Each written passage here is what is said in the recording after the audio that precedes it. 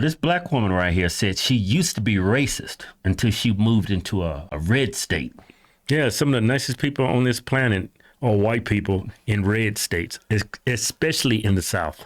Check out what she got to say. Yeah. 2 years ago, I was racist. Hated white people. I didn't think I hated white people. I'll be real, I didn't think I did. Until the Lord checked my heart and he said to me, you know you're racist, right? And I said, nah, you can't be telling me that. I ain't racist. Like, black people can't be racist, right?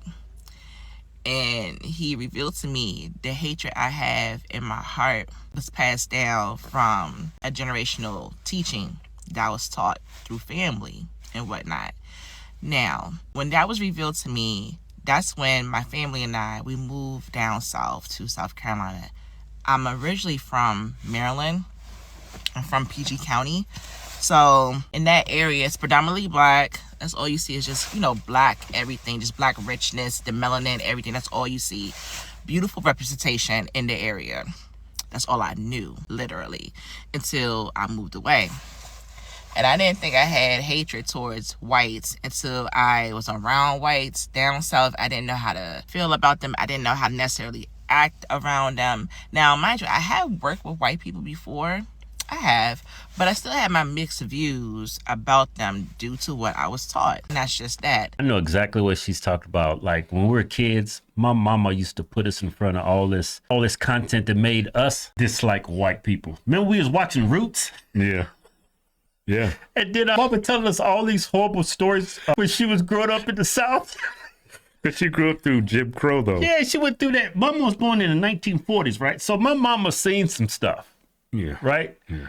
And so I totally understand where this woman's coming from. But here's what made me look at white people differently. When I brought my children to school down south in South Carolina, and the city that we live in is very conservative based. So it's not just a Republican state, it's also conservative based too.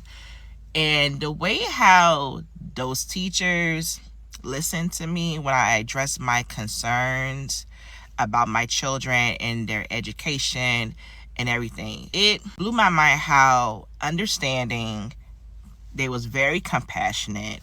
I remember them even apologizing to me for what I went through with PG County schools, because Prince George's County schools, for anyone that lives there, they know it is horrible. Horrible. It is so bad. I mean, the system is beyond messed up. Like, it's just bad. So when they saw the issues that my kids have, they placed them in developments that they need to be in school. And when I tell you 2 years later, my children are doing so well. They have progressed so fast, and it's such a blessing to me. And I remember I was telling my sister, I said, I wish kids in PG County, I wish that they can experience this. I was like, every kid in Prince George's County should experience what my kids are experiencing down here in South Carolina.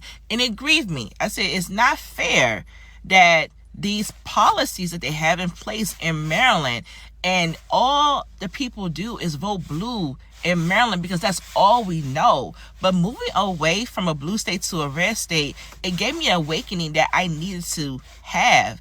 And like, honestly, when the Lord revealed my heart as far as like how I felt about people who are not my race, I had to repent, of course.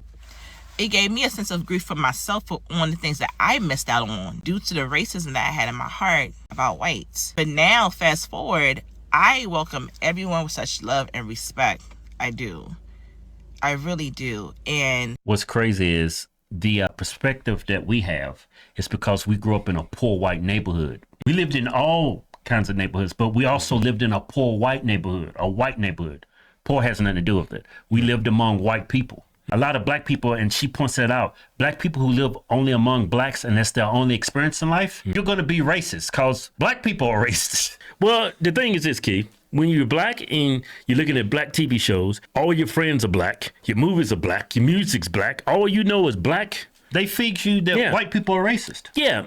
Of course, when you become, if you're a black person and you only accustomed to being around black people, when you get around white people, you're going to have this anxiety. I call it racial anxiety. We had it when we transferred from one school to another school, and that school that we transferred to was all white people. Yeah. And that And we school had was so much better. I didn't get bullied. I didn't get called gay or anything. What was gay got to do with it? Yeah, they always said we had pretty eyes and we was It was Milli Vanilli. We Yeah, were gay yeah. looking. So- They called us Prince too. yeah.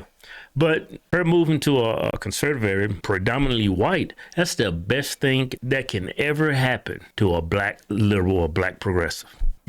The way how red states with conservative-based cities, because I know every red state doesn't have conservative-based cities. There are red states that have Democrat cities. I'm not talking about them.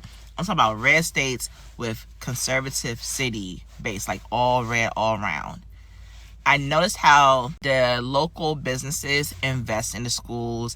I noticed how the teachers are happy to teach the children.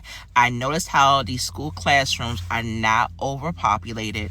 I noticed that these teachers are caring, they're loving, they make you feel involved, they make you know that they basically let you know that you are not alone, like we are a team. And they don't dismiss your feelings. They don't gaslight you. They don't do any of that. Like, you actually feel like an actual human being being around these people. And I'm talking about all kinds of people. Black, white, Hispanic. There's all kinds of people that live down here where I live at. But I want kids to experience the same things that my kids are experiencing in my hometown. If you enjoy my videos, don't forget to like and subscribe. And if you want to create clips like these fast, try Opus Clips. It's smart, simple, and built for creators.